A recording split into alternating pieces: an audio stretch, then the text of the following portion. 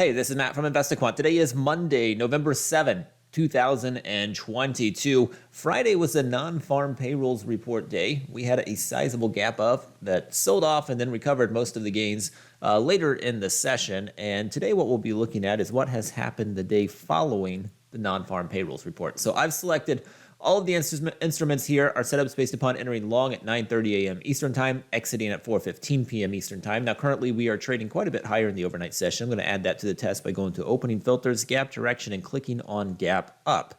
The next thing I'm going to do is go to the Indicators library. I'm going to say the prior session closed below a 200-day simple moving average. That's right here. I can also grab that from the active today.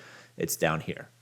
Lastly, I'm going to go to Market Events, and I'm going to say today is the day after non-farm payrolls report. So I'm going to click right here from the active today. It comes from our day after market events. We have all of the day before and day after the higher tiered market events that take place on a regular basis. So if I scroll down here, yeah, there it is. It's been selected. This is everything I need. Now I can click View Results.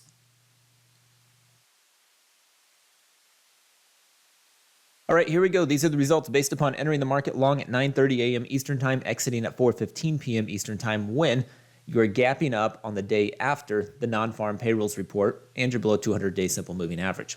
Historically, there are 32 samples in the S&P. That's data going back to 2003. For the NASDAQ, it's 31 samples. For the Dow, 32 samples. For the Russell, 45.